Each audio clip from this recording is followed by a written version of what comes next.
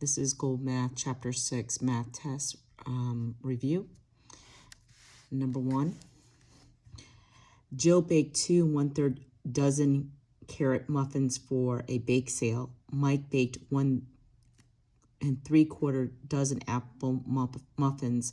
How many dozens of muffins were baked in all? So I have the students read it carefully. Then I tell them to go back and be prepared to highlight key words. She baked 2 1/3 dozen the carrot muffins. And then, so this is Jill baked this of carrot muffins. And then Mike baked 1 3/4 apple muffins. It says how many muffins baked in all. So that's so important that we highlight keywords. The next step is to transfer it, because reading is one thing, but then once you can transfer the information here, it helps the brain to capture the information. So it's important to transfer it. So Jill she baked 2 1/3, and Mike baked 1 3/4. They want to know how many muffins did they bake in all. Make sure that you put your operation. Since it's in all, you know that that is adding.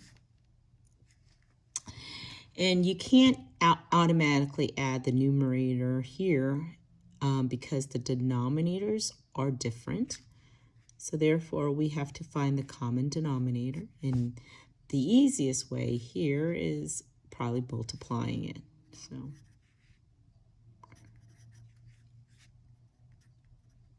I tell my students to divide 12, divide by 3 is 4. And then you take that 4 times the numerator. And then over here, it's 12 divided by 4 is 3 times the numerator is 9. So 9, now you can add because they're both the same. Now 9 plus 4 is 13 over 12. And then 2 plus 1 is 3.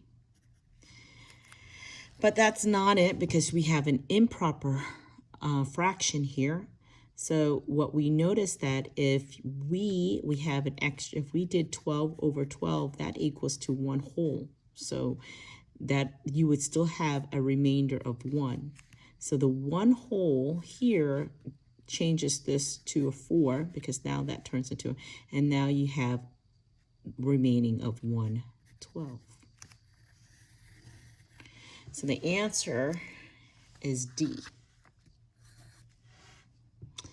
Okay, so again, the reason why when we simplify this, you have, if it was 12, it's an improper fraction. Improper fraction is when the numerator is greater than the denominator. And you know that if 12 over 12, if this were 12 over 12, it would be 1 whole. So that changes this whole into the 4. What is remained after that? Would you have a remainder of 1? Because if you take 13 minus 12 equals 1. And that becomes 1, and the denominator is the same. Number 2, Addison bought 5/6 yard of ribbon. She used 1/4 yard of ribbon to decorate her scrapbook. How much ribbon did she have left after decorating it? So here she had 5/6 yards. She used 1/4 yard. They want to know how much she had left. So that tells us what kind of operation we're doing. And she started with, you always want to go with the greater fraction on the top. And you know that you're going to subtract, because it says what is left. Okay, so if we were to go 5/6 minus 1/4,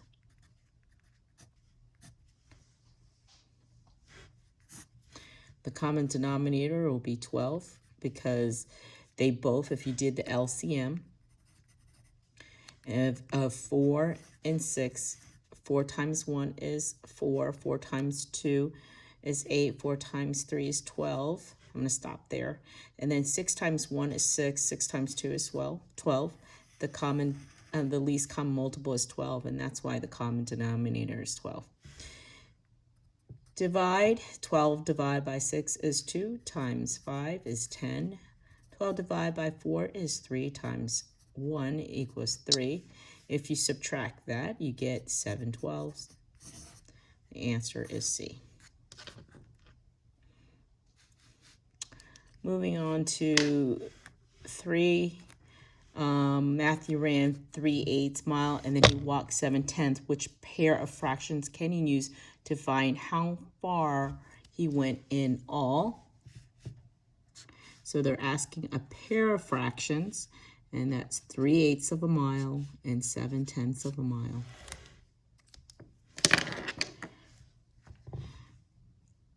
So we have 3/8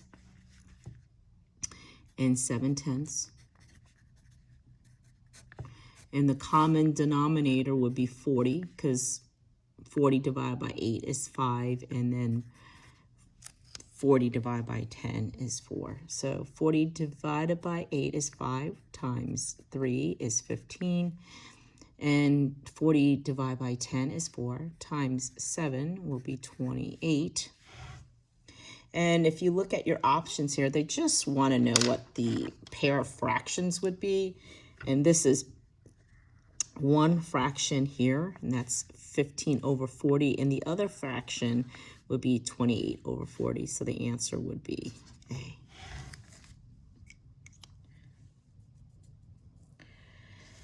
Ron walked 8/10 of a mile from his grandmother's house to the store. Then he walked 9/10 of a mile to his store and used the benchmark to estimate about how far he walked altogether. So he walked 8/10 of a mile. Then he walked another 9/10 of a mile. It's asking you an estimate how much he walked altogether. So if we were to, you can use a benchmark, sure. But here is 8/10 and 9/10. The fractions are the same, so you're just going to add 17. So it's 8 plus 9 is 17, but you have a improper fraction, so you would divide.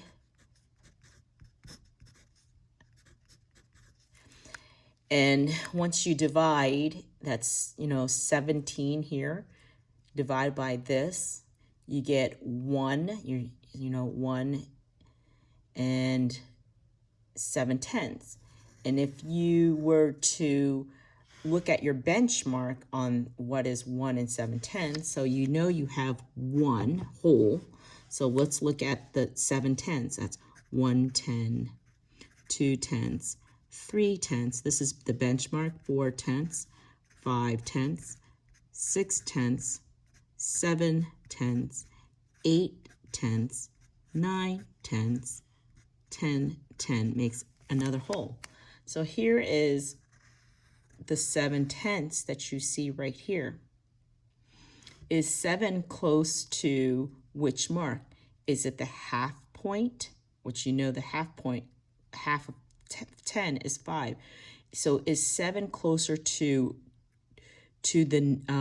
another whole, which would it be another whole, or is it at half or at the 0 mark?